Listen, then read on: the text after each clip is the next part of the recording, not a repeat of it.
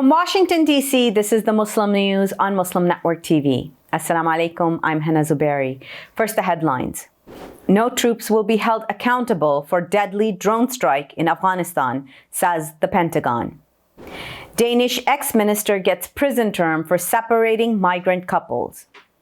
Indian diaspora activists highlight Narsinghan and Saraswati's anti-Muslim speeches at The Hague. Biden declares emergency in Illinois and Tennessee as recovery efforts continue. U.S. Supreme Court declines to block New York vaccine mandate. And plant-based pork is giving some Muslims pause. Our top story tonight: American soldiers will not be held accountable for a drone strike in August that killed 10 civilians in the Afghan capital, Kabul, the Pentagon said Monday.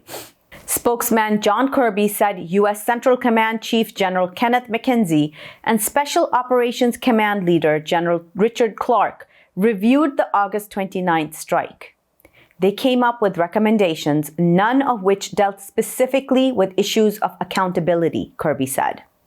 In September, the U.S. acknowledged the airstrike resulted in the death of 10 civilians, including an aid worker and up to 7 children.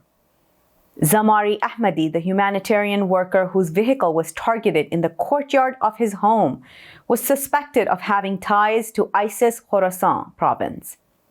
His uncle Mohammed Nasim, in an interview with Anadolu agency on Saturday, urged the international community to hold accountable the killers of innocent people under international law. Denmark's former immigration minister was sentenced to 2 months in prison on Monday. This was after a special court found her guilty of illegally separating several couples of asylum seekers. Inga Støjberg was found guilty of a deliberate violation of the Ministerial Responsibility Act. Denmark's Court of Impeachment of the Realm said that the punishment is set at 60 days in jail. Støjberg is accused of violating the European Convention on Human Rights by ordering the separation of couples when the wife is under 18 years of age. Some couples even had children. The former minister had pleaded not guilty in the exceptional trial that began in September. While the sentence was not suspended, those in Denmark serving less than 6 months are eligible for electronic monitoring.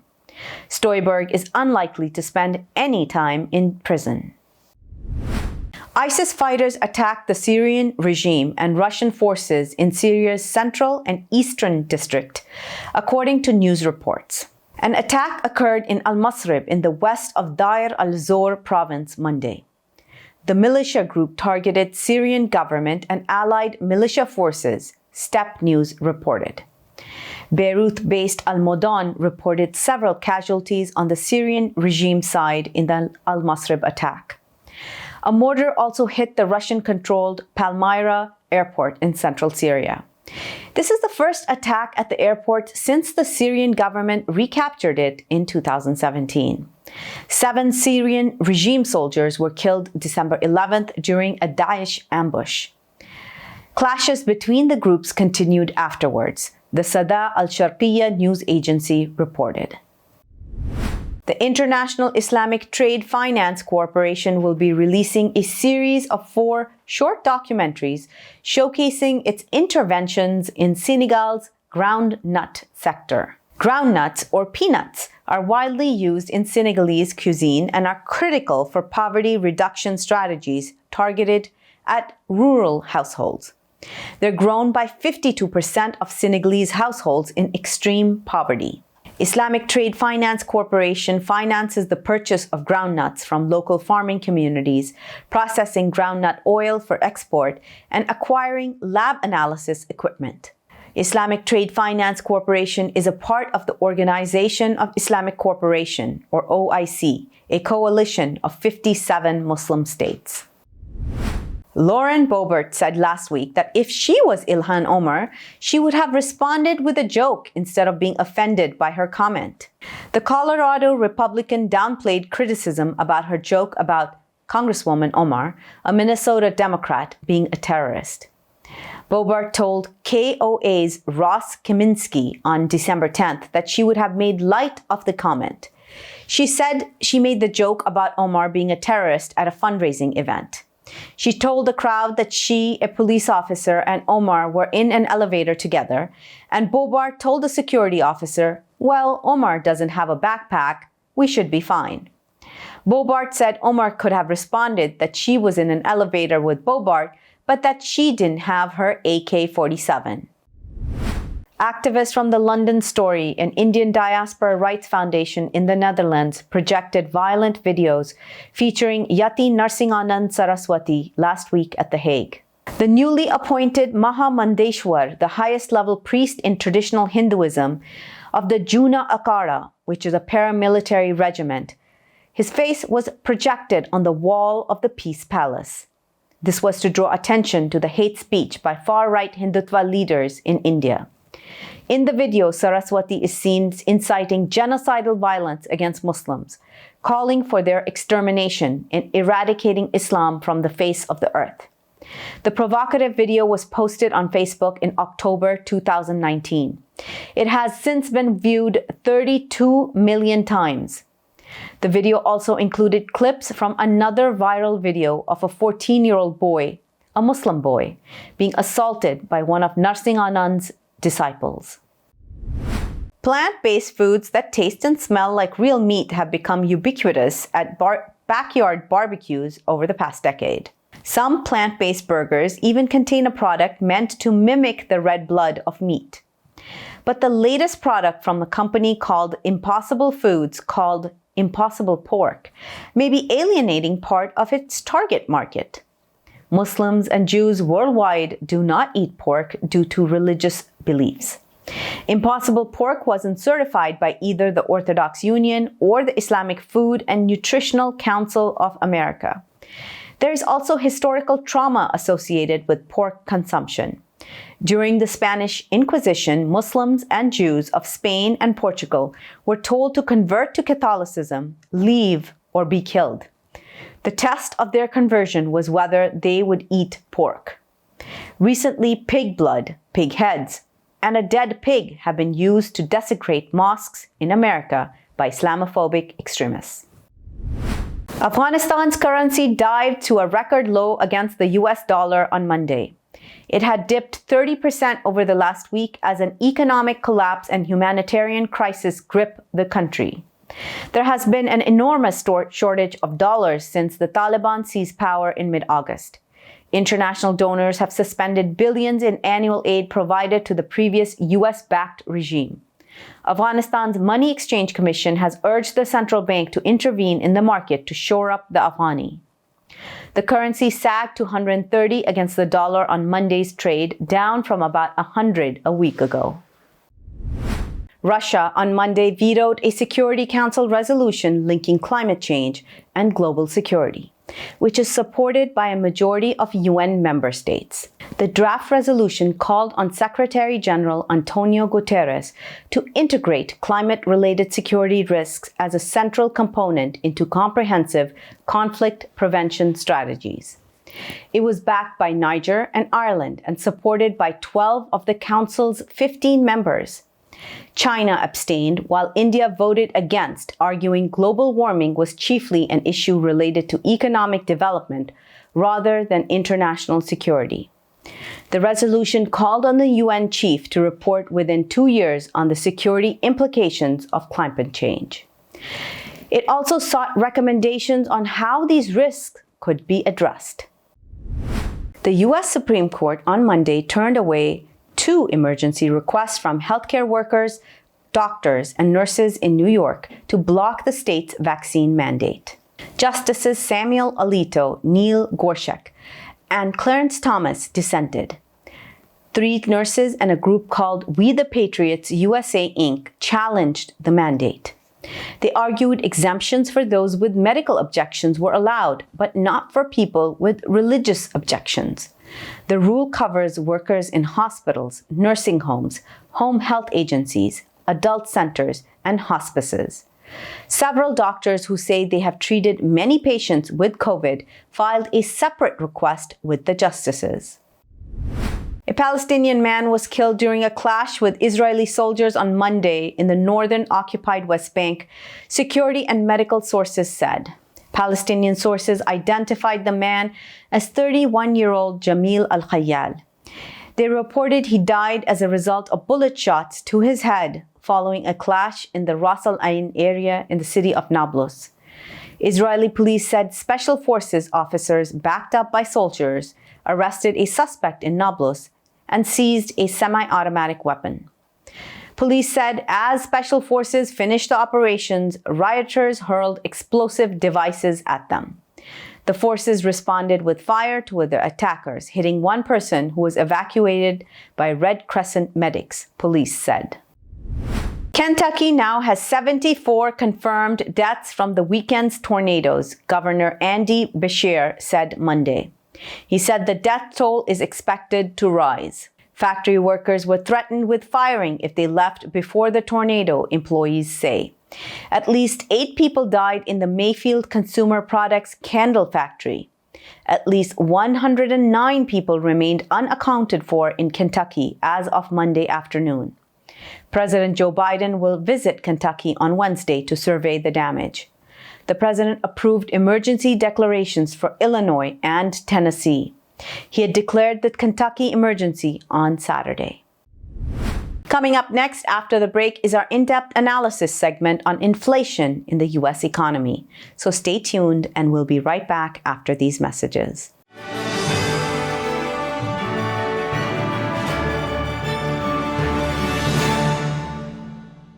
If I could be you, and you could be me for just 1 hour. If we could find a way to get inside each other's minds. Walk a mile in my shoes. Walk a mile in my shoes. Well, before you abuse, criticize and accuse. Walk a mile in my shoes. There are 16 million children struggling with hunger in America. That's 1 in 5 daughters, sons, neighbors, and classmates who don't know where their next meal is coming from. Yet billions of pounds of good food go to waste every year. It's time we do something about it. Feeding America is a nationwide network of food banks that helps provide meals to millions of kids and families in need. Visit feedingamerica.org to help them feed even more. Together, we can solve hunger. Together, we're feeding America. Despite the development of a COVID-19 vaccine, millions around the world will not have access. We need a vaccine that's free and available to everyone, everywhere. It's time for a people's vaccine.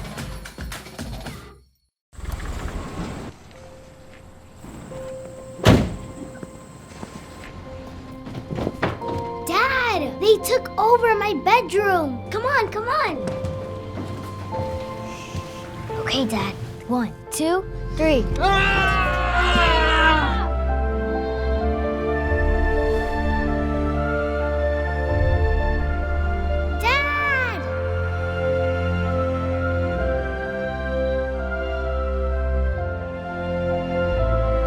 You saved me. Dad?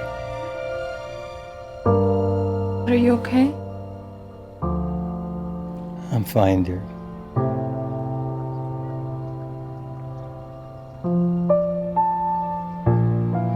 Your hero needs you now, and AARP is here to help. Find the care guides you need at aarp.org/caregiving.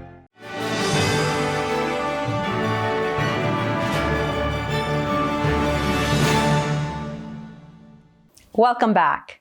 Inflation in the U.S. economy is clearly a problem. To discuss this in detail, let's go to Imam Abdul Malik Mujahid. Over to you, Imam Mujahid. Thank you, Hena. Just yesterday, I saw on CNN website an article with thorough display. It says 11 Democrats who could replace Joe Biden in 2024.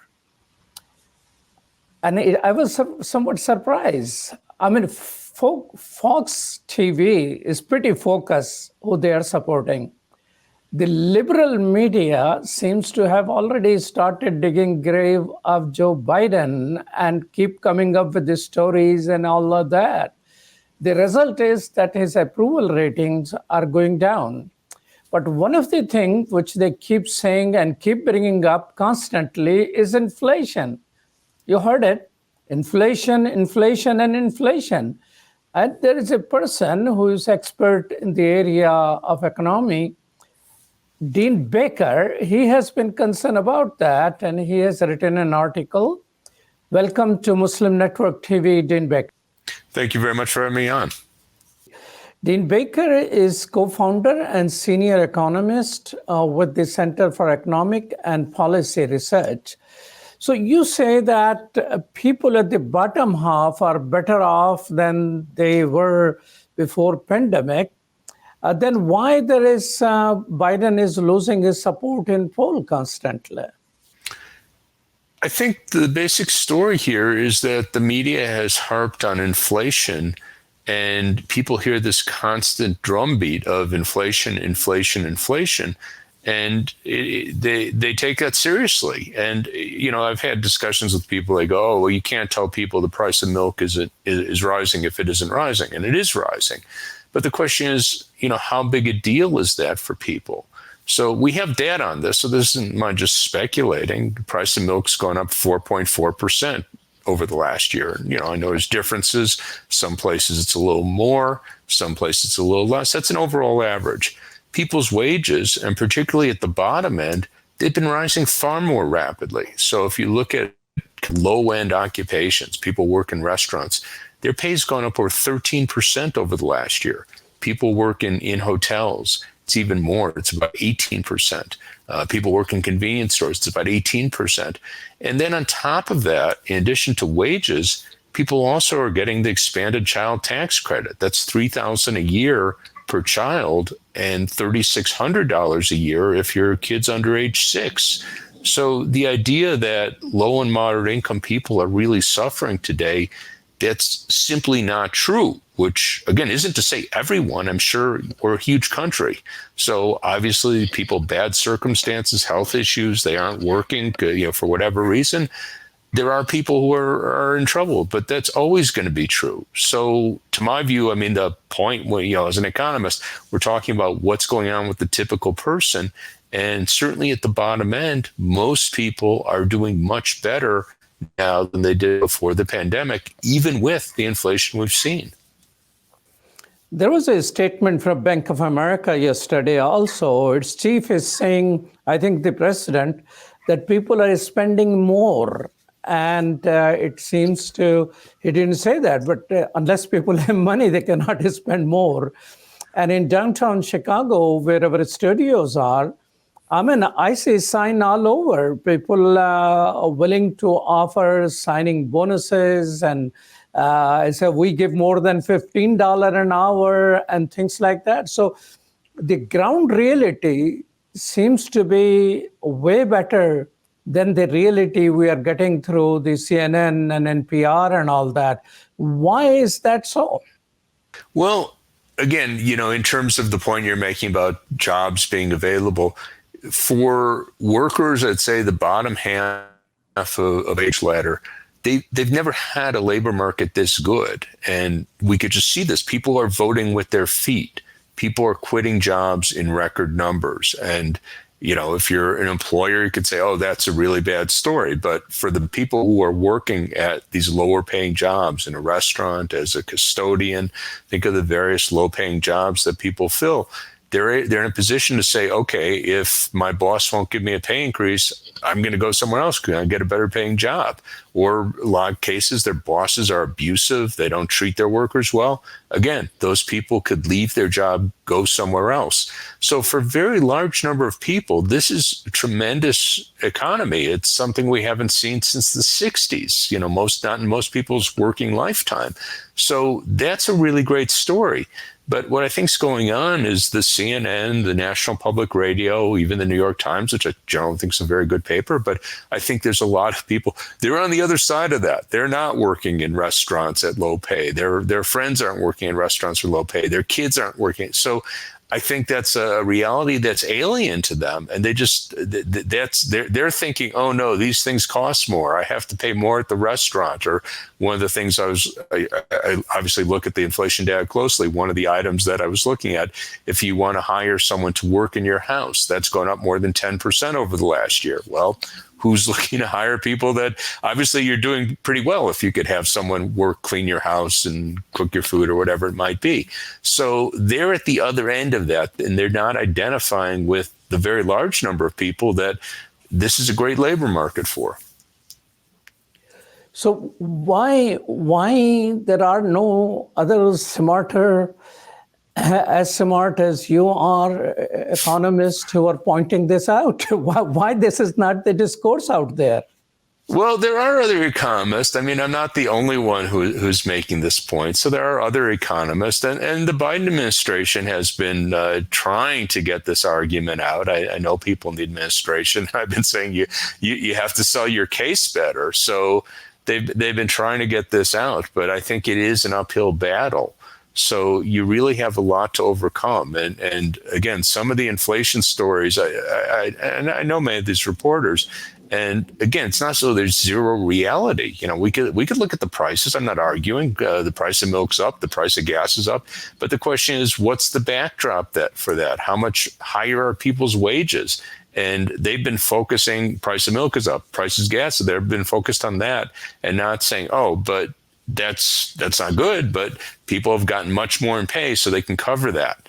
So that's where the media is. And again, I'm not the only one trying to counter that message, but I think it's they've been very big. The major news outlets have been very big in pushing that inflation story. Well, let's indulge in a bit of conspiracy theory. Do you think it's the corporate media who find Biden too progressive for their taste? Well, I think there is some of that. I mean, I don't like to think in conspiracy terms because I don't think they're sitting down saying, oh, how can we make Biden look really bad? But I think they adopt a frame. So you get, you were talking earlier about how they're talking about 11 Democrats who could replace Biden in 2024. That's really kind of a strange thing to suggest. I mean, it's very rare that an incumbent president doesn't run for re-election. Obviously, if he had a health issue or whatever, yeah, he wouldn't run for re-election. But as far as we know, for a 78-year-old man, he's very healthy. So, for them to be doing that, that's very, very strange. So I think you have this theme that sort of gets to be self-perpetuating of Biden as being the incompetent. And I'll just mention where I think this started. It was the withdrawal from Afghanistan. That clearly that didn't go as President Biden had planned. I mean, he certainly didn't plan it to be as it went. But the reality was they did a fantastic job in terms of if the goal was to get both U.S., European, other foreigners out of Afghanistan, and then also Afghans who had worked with the U.S. and might have been threatened by the Taliban, get them out. They got 120,000 people out. That was way more than anyone had expected. But they kept hitting on this theme that, oh my God, it was a horrible, botched, chaotic situation. And there was, obviously, I don't think it's what anyone will want to see, but they actually did a very good job with that. But ever since then, there's been this theme in the media that Biden's this incompetent, doddering old fool. And again, I don't think that corresponds to the reality at all, but that's kind of the frame in which the media, I think, has placed him. Well, thank you so much, Dean Baker, for your thoughts. And I hope our media could be a little more balanced than what it is at this moment. Thank you so much. Thanks a lot for having me on. Back to you, Hena. Thank you so much, Imam Mujahid. That's all from our Washington studios tonight. Thank you for tuning in. You can find previous episodes and more on our YouTube or Facebook. For more content, keep watching Muslim Network TV or visit muslimnetwork.tv. Assalamu alaikum and good night.